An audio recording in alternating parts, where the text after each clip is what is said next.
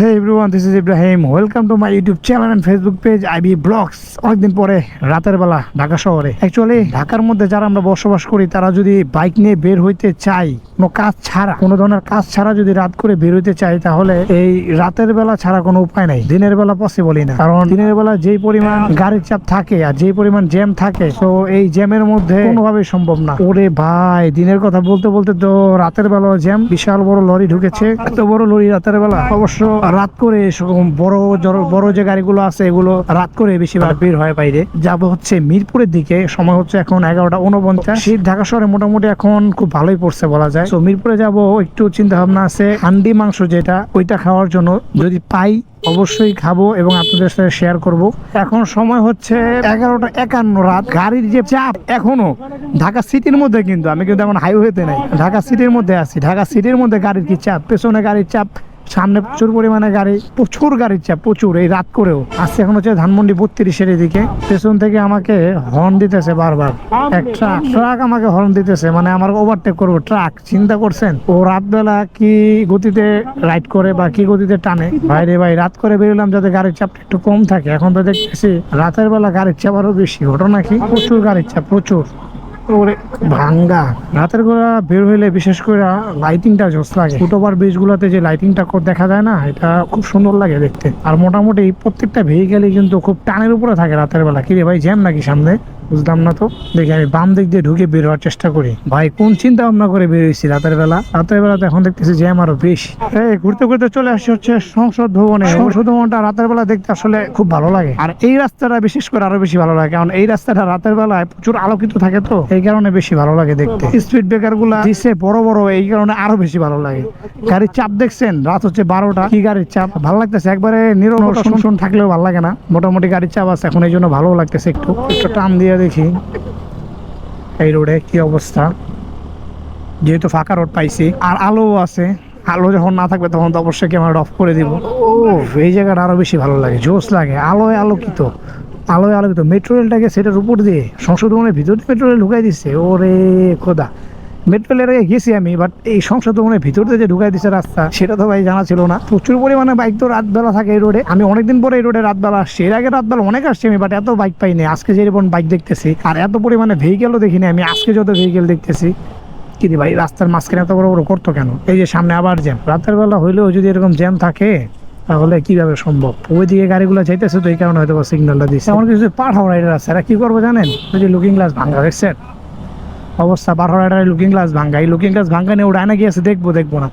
ও মনে করেন টান দেবো, মন মতো ডানে টান দিব, টান দিয়ে মনে করেন বাজার টাজায় দিব, কোনো সমস্যা নাই ভাই। গাড়ি তো কম দামি, চিন্তা করে গুতা একটা লাগলে কি আর হইব। ওই গুতা লাগিয়ে কিন্তু লুকিং গ্লাসটা ভাঙছে। ওই যে লুকিং গ্লাস ভাঙছে, 100 টাকা লাগে লুকিং গ্লাস বাঁধাইতে।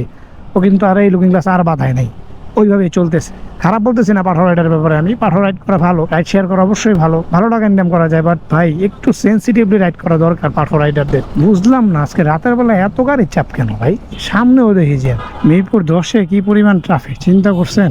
রাত হচ্ছে এখন 12:16, এখনো মিরপুর 10-এ কি পরিমাণ ট্রাফিক।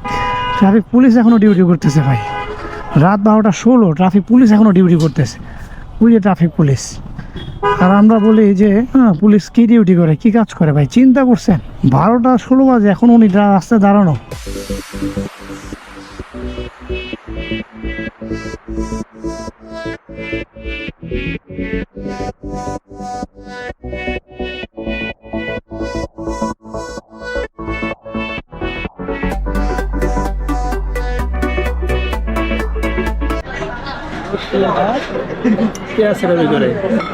রসুন আছে, তেজপাতা, টুকরা কয়টা?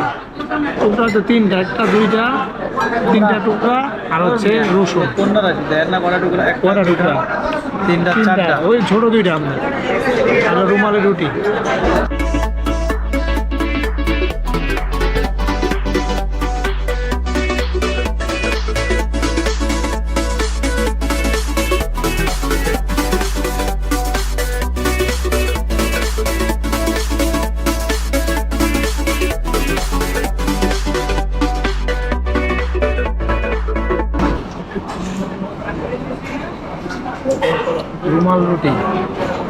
রুমাল রুটির সাথে আছে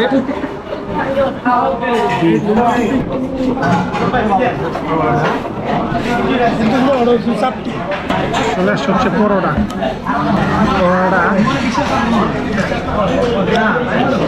মিষ্টি মিষ্টি ভাই, শাহী পরোটা। শাহী পরোটা একটু টেস্ট করলাম যে কী অবস্থা। শাহী পরোটা মোটামুটি ভালো। রুমাল রুটি যেটা খাইছি ওটার থেকে শাহী পরোটা ভালো লাগতেছে।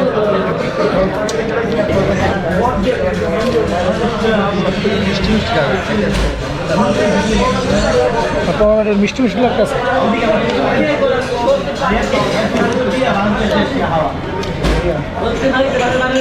আচ্ছা, এখন হচ্ছে কোথায় পল্লবীতে গেছিলাম হচ্ছে আবেশে হান্ডি বিফ খাওয়ার জন্য, যেটা আপনাদেরকে যাওয়ার সময় বলছিলাম যে হান্ডি বিফ খাবো, এই জন্য বেরোইছিলাম।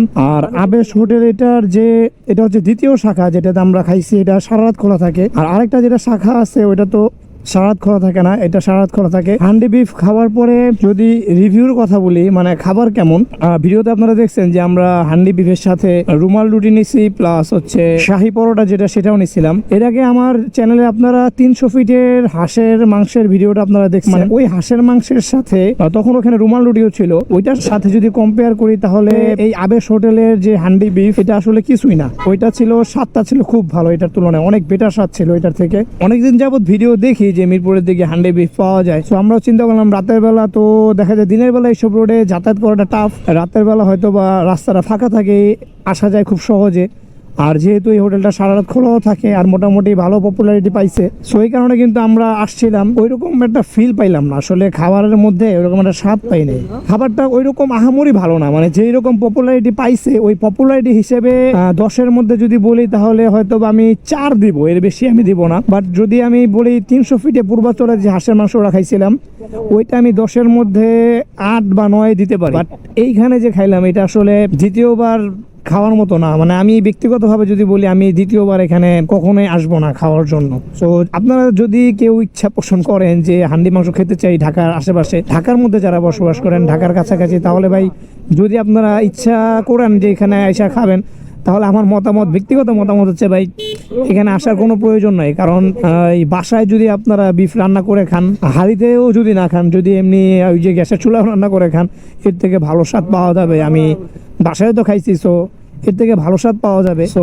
যারা আসার চিন্তা ভাবনা করতেছেন তাদেরকে বলবো যে ভাই আইসেন না, লস প্রজেক্ট। সো আজকের ভিডিওটা এখানে শেষ করতেছি। যদি ভিডিওতে কোনো কিছু ভালো লেগে থাকে তাহলে অবশ্যই একটা লাইক দিয়ে দিবেন। আর আমার ফেসবুক পেজে যারা নতুন তারা ফলো করবেন, ইউটিউব চ্যানেলে যারা নতুন তারা একটু সাবস্ক্রাইব করে আমার পাশে থাকবেন।